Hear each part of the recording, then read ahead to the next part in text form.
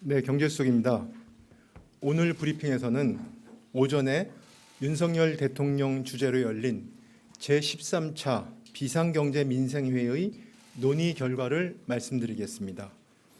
윤석열 대통령은 최근 민생 여건에 대한 엄중한 인식하에서 오늘 오전 비상경제민생회의를 개최하였습니다.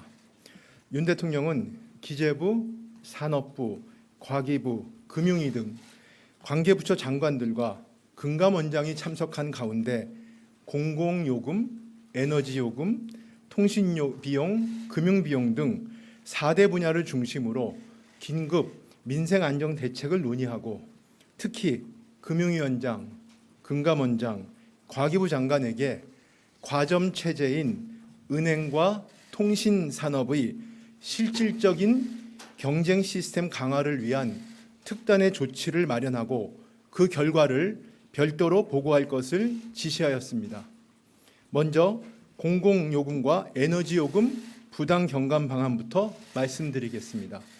첫째, 공공요금입니다.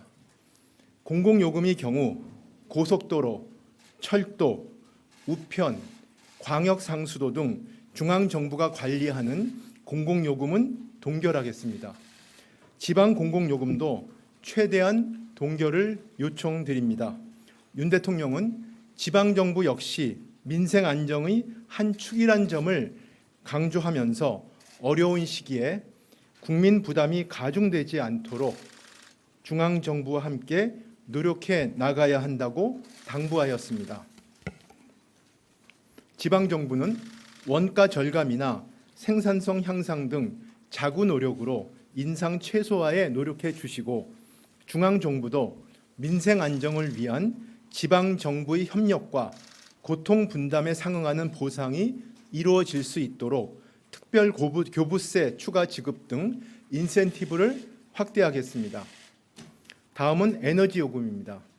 에너지 요금은 글로벌 에너지 가격 상승과 한전, 가스공사의 수익 악화로 인상이 불가피하나 서민 부담이 최소화될 수 있도록 인상 속도를 완만하게 늦추고 동시에 에너지 공기업의 재무구조 개선을 위한 노력도 강력히 추진하겠습니다.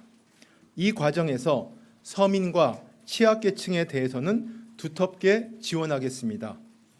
에너지 바우처 지급과 도시가스, 지역 난방 할인을 통한 지원을 이미 대폭 확대하였고 이에 더해 이번 겨울 등유와 LPG를 사용하는 취약계층에 대해서도 기존 도시가스와 지역 난방 요금 할인 수준인 동절기 59만 2천 원까지 정부 지원을 확대하여 사각지대가 없도록 꼼꼼히 챙겨나가겠습니다.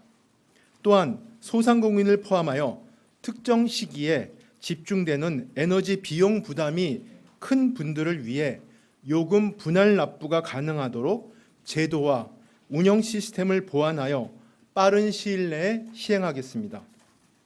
보다 근본적으로는 우리 사회 전반의 에너지 비용을 줄일 수 있도록 주거 공간에 맞게끔 에너지 효율 개선을 지원하는 그린홈 이니셔티브를 적극 추진하겠습니다.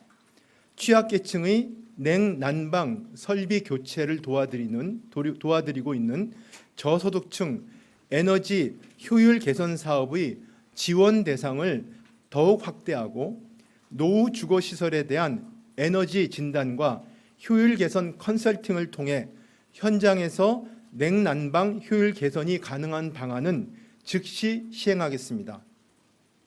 다음은 금융통신비용입니다.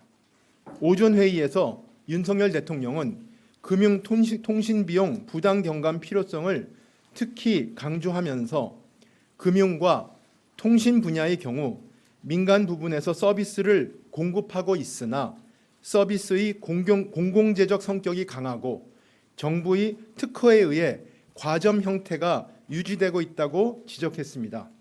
먼저 윤석열 대통령은 금융 부담 완화를 위해서는 첫째, 예대마진 축소, 둘째, 취약차주 보호가 필요하다고 강조하였습니다. 우선 예대마진 축소와 관련해서는 현재 5대 시중은행의 여수신 시장 점유율은 22년 말 기준 각각 74.1% 및 63.4%로 은행들이 예대금리를 책정할 때 이러한 과점적 지위를 활용하여 손쉽게 사상 최대의 이자 수익을 시현했다는 지적이 있습니다. 이에 윤석열 대통령은 우리 은행 산업의 과점의 폐해가 크다고 지적하면서 실질적인 경쟁 시스템 강화 방안을 마련할 것을 금융위원장과 금감원장에게 지시하였습니다. 은행 간 경쟁을 강화하는 방안으로는 예대금리차 공시 및 대환대출 플랫폼, 예금 비교 추천 플랫폼 등을 통해 기존 금융사 간 경쟁을 강화하는 방안과 금융과 IT 간의 영업 장벽을 낮추어 유효 경쟁을 촉진하는 방안 등이 검토 과제로 포함될 수 있을 것입니다. 다음으로는 윤 대통령은 은행이 취약계층 보호에 노력해야 한다고 강조했습니다.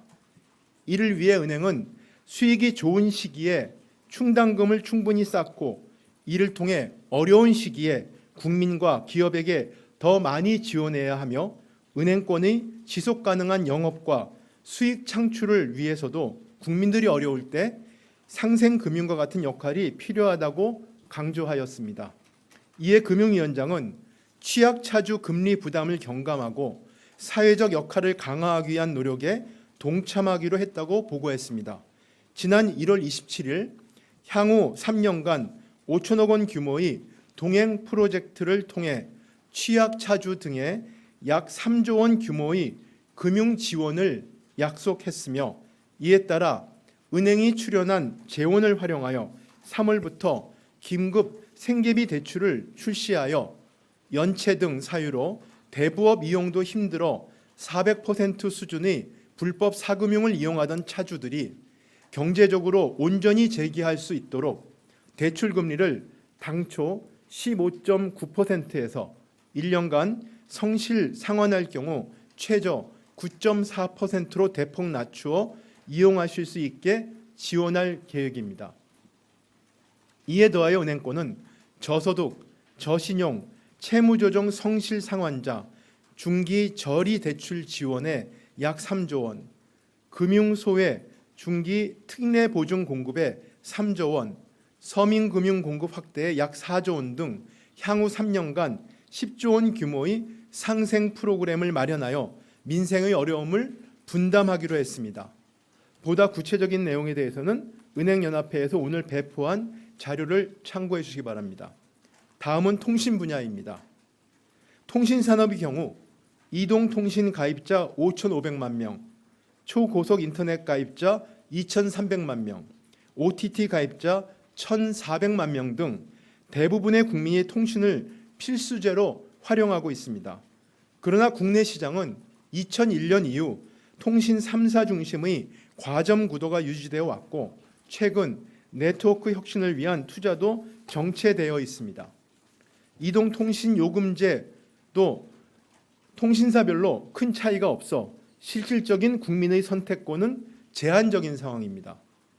5G 요금의 경우 데이터를 적게 쓰거나 무제한으로 쓰는 요금제는 있지만 외국과는 달리 국민이 주로 사용하는 40GB에서 100GB 사이의 요금제는 아직 없습니다.